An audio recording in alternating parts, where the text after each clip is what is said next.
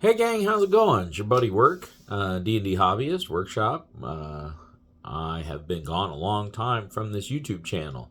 Don't worry, we kept playing. We've been playing this whole time. So now I just need to do several videos to try to catch you up to where we are. Which is right now we're in Rime of the Frost Maiden. We started a whole new campaign. But when last I left you off, we were finishing up Turn of Fortune's Wheel, and we had finished that technically, although it got a little mixed up there at the end. We basically did check all the boxes, and then we were going into Gate of the Lens Wizards. Was written by the creator of Shadow Dark. So I bought a packet of adventures from the Arcane Library to kind of support them. I do like Shadow Dark. I haven't had too much of an opportunity to play it yet, but I am interested. Generally, I prefer more where you can customize and build things as opposed to random rolls, and it's kind of based on random rolls, so it's kind of, to me it's more of a light fun thing instead of like something you invest in, more of a role-playing game, kind of like I'm used to. But anyway, we went into Gate of the Lens Wizards, and Gate of the Lens Wizards is basically the overview. Spoilers is that they go to a moon, and on the moon there are these power cores, and these power cores are, they accumulate arcane magic or whatever. They're basically artifacts, and that arcane magic can be used to power things. So it's used to power several different items on the moon, including a giant telescope, which is why the lens wizards are there. The lens wizards are just humanoids with like one great big eye, and I think the top of their head's clear. I don't remember so much. I had them with very long, slender fingers, and they're all in like dark gray robes, and they all look kind of the same. So the other thing that it has done is there are some astral spiders, blink spiders. There's some spiders on this moon, and they got the arcane core, and it has mutated them, so they are getting stronger, and their magic is getting stronger. So now they're intelligent, and they blink around. And phase spiders, they blink around, and they're just a big hassle. So the party, how did the party get there? So Shemeska sent them. They went to the Outlands. From the Outlands, they went somewhere. I don't really remember where. And then they rode down through a valley and found this crackling gate up in the highlands. The weather was terrible. Yeah, that's the setup for it. It's like there's two nomad clans, tribes, whatever, and that they're fighting, and they've both lost their like would-be ruler. Like they went up there to be challenged to come back and rule the tribes. So we had met up with one of the tribes, and then the party went inside, and once inside, it's a lot of like jumping around on portals and going to different levels, and my crew was a little disoriented. They kind of struggled with it a little bit because it is kind of, I don't know, you need to have like some spatial reasoning, because it's like you can draw it out, but it's just like circles, and they were like trying to figure things out by like color code, and it really wasn't color. It was just like the different cores have a different color, and it doesn't really matter, but they are different colors. So they were like, oh, these all mean different things. I don't know if that's part of the adventure. That's just something I did. I don't really remember. Again, it's been a very long time. But they didn't like the phase spiders. they killed a couple and just avoided them. They freed one of the princes. They tried one of the weapons of war that was powered with a power core, and it blew up. It like disintegrated them. They didn't. So then they didn't try any of the others. Basically, they didn't do the right thing, and then they rolled really poorly. Like it's like it blows up on a 1, and they rolled a 1, so it blew up. So that immediately scared them off of trying to do anything else. So I think there's a lot of things in the module that could have been a little bit more fun, that could have went differently, but again, because of that random nature, they tried something and it bit them. So then they were scared to try anything again. They're like, oh, I don't want to get disintegrated again. So they basically got the power cores, went back. They could have gotten 3 power cores, but she had said she just wanted a power core. So they they got one, and then they wandered around for a little bit, and they tried to get another one, and then they kind of gave up and went back. They were like, we don't need these anyway. So then they went back. So then what I did for the next part was I had that. Whoa, that was it. So they went back to Sigil, and the whole casino was gone. So I wrote it such that the Lady of Pain had come. So they found the concierge, Valak. So they had been working with Valak different times whenever they needed gear and whenever they came to and from the casino and stuff like that. So they came back, and the whole plaza was leveled. There was nothing there. It was a brand new plaza, and there were like Dabists that were like working on like a fountain in the middle of the plaza, and it was like very pristine and very nice. You know, it was a very nice section of Sigil. And they were like looking around confused, and then they started to kind of ask around what had happened, blah, blah, blah. And after a couple of hours, I had Valak come and find them. And Valak explained that the whole casino was mazed with Shemeshka and everybody, and that he was like out of town running errands for Shemeshka. So he has just kind of been in the area trying to not necessarily tie up her loose ends, but just to continue to function in his role. So he gave them directions and sent them off, and with the power core. And what I did was I had converted an old Dungeons and Dragons Online DDO. One of my favorite quests from DDO is called the Prison of the Plains.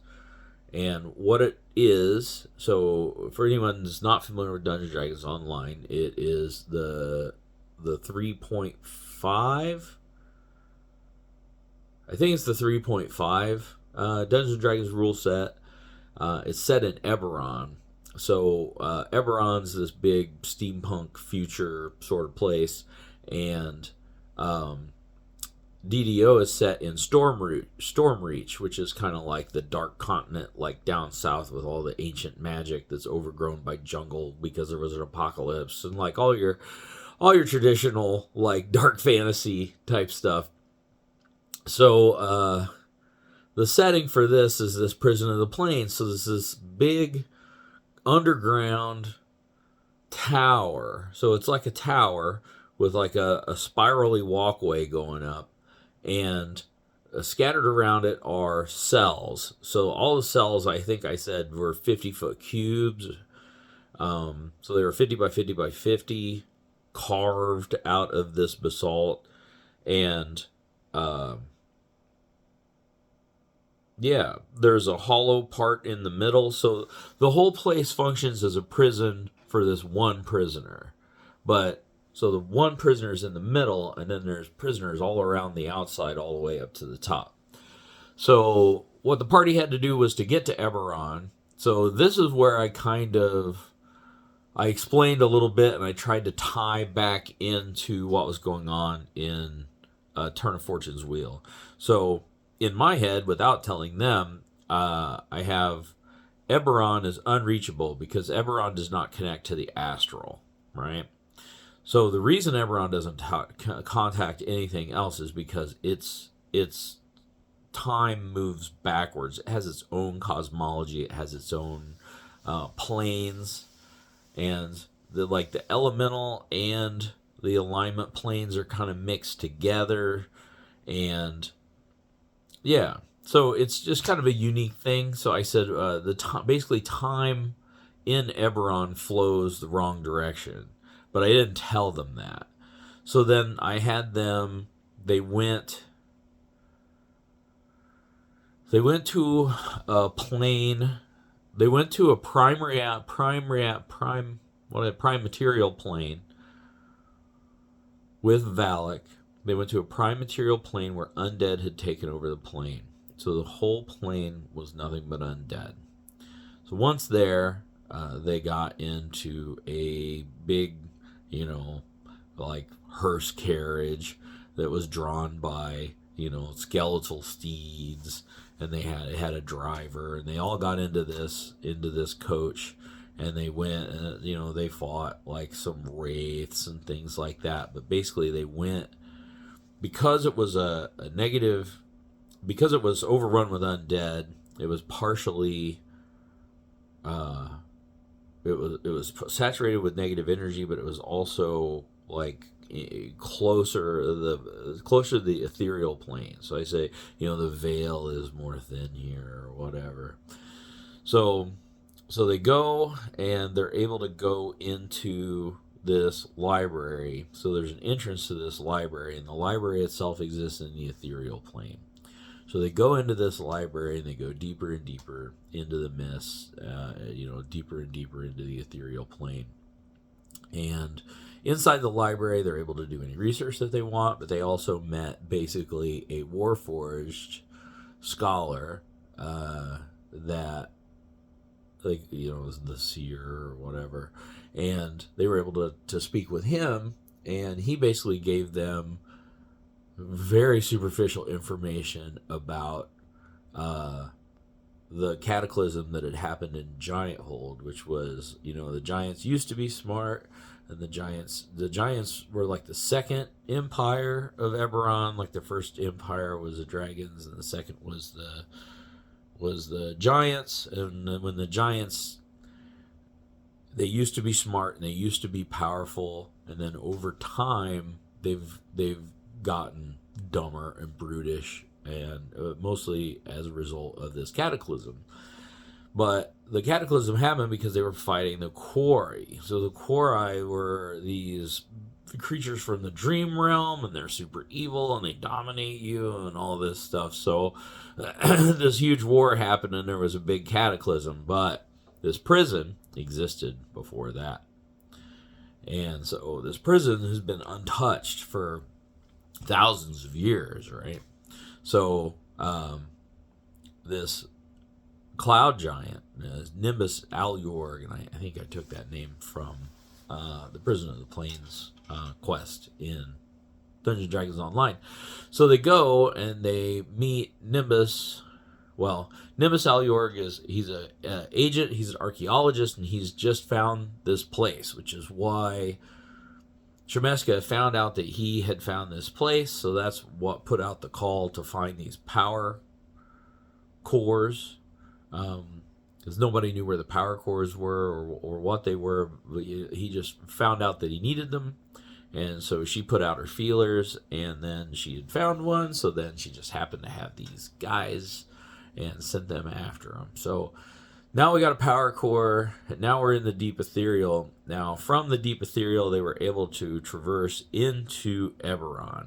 So they went into, it's the elves in Eberron tend, at least the Valinor elves, so they make the airships, and they make good undead. So they make undead that are charged with positive energy, but they were able to come through into the crypts of the Valinor. They were found by guards. They were expelled. They booked passage on an airship. They flew to Giant Hold. In Giant Hold, they fought their way through the desert and environmental challenges to the Prison of the Plains. They were able to find Nimbus Alyorg. They gave them the power core. They opened it up. So now they're inside. So once they're inside, it's just basically the quest of D&D Online, Prison of the Plains. So they go around the spiral to the very top, There are drow there. We had a very, very hard fight with the drow. During that, they figured out that the drow were weak to sunlight. So they basically figured out the Achilles heel of the drow. So it was very, very difficult, and then it was very, very easy. So they went to the top. They figured out a puzzle that unlocked the outside. No, that unlocked it. That gave him another power core. No. What did that do? That powered up the outside cells. So then they could use the power core to open the cells. Once they were in the cell, they would fight the creature of that plane, whatever it was. If they kill that creature, if they overcome that challenge, because they weren't all bad guys, if they overcome that challenge, then they basically release that prisoner. When they released that prisoner, it freed up the power core out of that room. So that was it. So they would use a power core. They'd put it in like the door socket, pull the lever. That would let them. They would go inside. Somebody would stay outside. Pull the lever. When they did that, force field would go up. They were coterminous with whatever plane it was. So say Fernia. So they were in fire. It's like the fire and chaos plane. So the big bad evil guy for that is an Ifriti, right? So then they would fight the Ifriti and his fire elemental cohorts and some methods and whatever else were all in there together. Once they overcome that, then the force field would go down and the power core that they plugged in would be dead, but there's 2 power cores in the room. So they needed to get 8 power cores in order to open up the central chamber. So they went through all the different planes and did all the different stuff. One thing they did, so they fought a Marut, an inevitable Marut, and I thought it would be a party wipe. Like that's what was in the quest. And I wanted to use what was in the quest and try to be a little bit faithful to it. And I was like, these guys they're high level. They're swinging meat, right? They're like level 17 at this point, right? This is their prime characters. They've got their gear. They've got they've been able to build their ideal 17th level character at this point, right? So they have anything and everything. Like Connor had a Staff of the Magi. My friend Aviv came in. The one guy, I want to say Jake, and I don't think that's Dayton. Dylan, the one guy Dylan, he dropped out because just things got hard with work and his kids are older and he had to do more. So I'd asked my friend Aviv in because he never gets to play high level stuff. So he made a character and I actually gave him the Sword of Cass. So I gave him the Sword of Cass, and I changed it just a little bit, but it still had Vorpal. And then I had one of the other players, like he didn't pick any gear at all. And I'm like, you don't want to equip your ideal level 17 guy? And he's like, well, I'll give him like +1 armor or whatever. I was like, okay, so we're on a different page. So everybody's all equipped and everything, and then they fight this Marut, and this Marut was wrecking.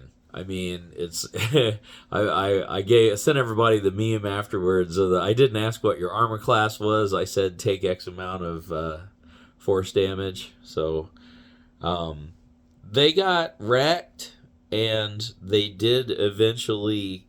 They were able to take it down, and I was impressed. After that, I knew that a lot of the challenges weren't going to be as challenging as I thought they were going to be. So they did manage. They did manage to overcome everything. I tended to. I was powering up things to kind of keep it a little bit more challenging. My original plan was that the Marut would wreck them, and then they would have to be brought out and resurrected and figure out a little better way to do it, or go to different rooms. Some of the rooms were more simple than others, and they just they overcome a lot of the rooms, and then some of the rooms, like the elemental rooms, they were scared of, and I had left. Like in one, there was like a rod that would give you elemental resistance, and like I had put things in the quest that could be used to overcome the challenges that they didn't have gear that would protect them from. And then some of them they didn't find, and some of them they just kept in their inventory and never used. But yeah, they were able to overcome everything, which was the important part. They got their 8 orbs. They got into the middle to free the big bad guy, and so they had kind of put together that this was the quest that Shemeska had sent them on, was to free this big bad guy. So they pull the thing, and there's a warforged laying in the middle of the chamber, and he's like just like a small warforged, like he doesn't look really intimidating, and he thanks them for freeing him. He asks how long he's been, and they're like, we don't know, thousands of years from what we can tell. And he's like, ooh, interesting, And they're like talking to him, and he explains to them, he knows Shemeska, and he says, that his life essence is contained in a docent. So he has a docent in the middle of his chest, which is removable. And if his body is destroyed, his soul, like his life, will go into this docent. So he bids them basically strike him down and take the docent to Shemeska. So him and Han, they don't know if they want to do that or not. They think they're going to do that, blah, blah, blah. So then eventually they're like, okay, fine. We just want to get this done so that we're not having to deal with Shemeska anymore. We're going to, we don't even know where Shemeska is or if we're going to be able to get her, but, we'll take this and we'll give it to Valak, and we'll just wash our hands of the whole thing. So they go to smack him down, and at this point I kind of forgot that I'd given the one guy the Sword of Kaz, and so they're all attacking him, and like I should have had Aviv's character rolling, like as soon as this guy was there, I should have had him rolling charisma saves to avoid attacking him and things, just for being overtaken by the Sword of Kaz, because the Sword of Kaz is thirsty, and its sole purpose is to destroy Vecna. So I said, this is Vecna, right? So they don't know that this is Vecna, but in my mind, so I had Vecna, so the whole story of Vecna through D&D, it goes all the way through, and, I had just kind of skimmed the last one, but I knew it involved him going to the cage, and him, getting in the cage, because he's a power, so power shouldn't be in the cage, but he was in the cage somehow and stuff, so I was like, oh, this is a great way to do it. So they'll go to Eberron. While they're in Eberron, like, they're traveling, like, they're there for months. All of this, time will roll backwards in their original setting, and then whenever they come back, they'll be back before everything from Turn of Fortune's wheel started. So and then this docent is what will cause the glitch, because we never really figured out what caused the glitch. We found lots of different things that were fucking with the cosmology, but nothing to really explain who these guys were and why all this stuff had happened to them. And I think it makes much more sense that they were uber high level, and they basically went back in time, and they popped into the cage with a power, and everything went haywire. So they got the docent, they traveled all the way back. Eventually they went and they got all the way back to the cage, and when they went to the what is that? The ladies' ward or whatever it was, wherever the casino was, they go, and it's the original casino. So Whenever they first went to the casino, they were inspecting everything. They were checking out the whole casino, and I had described the original Wheel of Fortune and the original, like you could see the original parts of the casino, and then the parts of the casino that had been added on.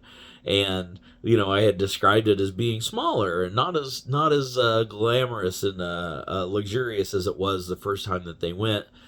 Then they go in and it was it was like the front bar was the same, but the back bar was much smaller, and it all looked very different. And they kind of, I think they thought that it had been rebuilt and that this is what had been rebuilt.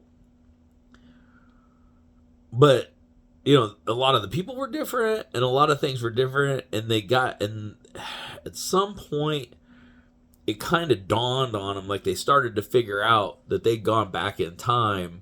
And whenever they asked to meet Shemeshka, and they went just into an office, they didn't go through the portals and everything. And they met Shemeshka, and Shemeshka looked the same and was like, you have news for me? You have a reason that you're taking up my time?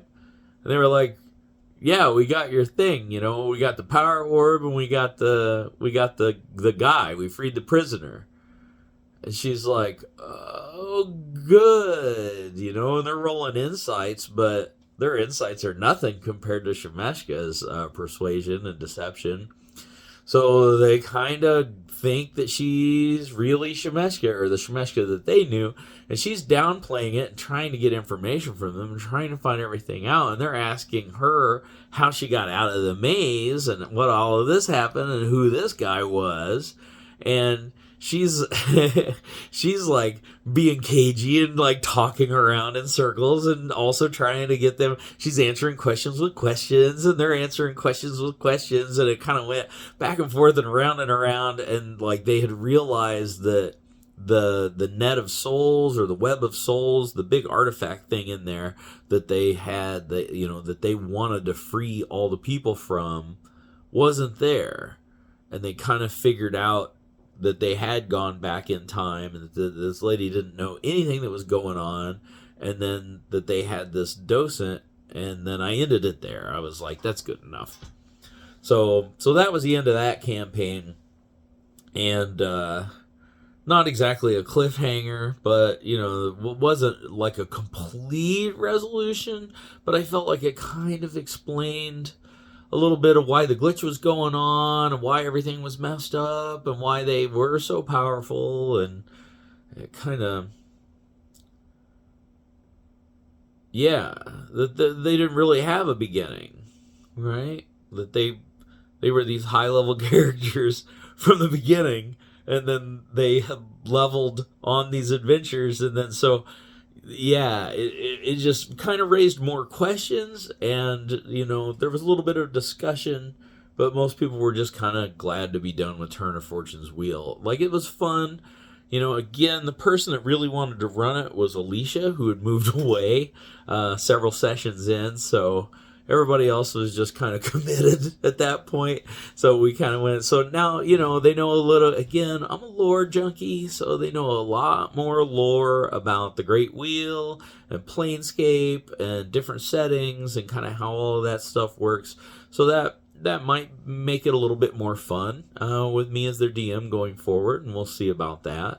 But overall, it went pretty well.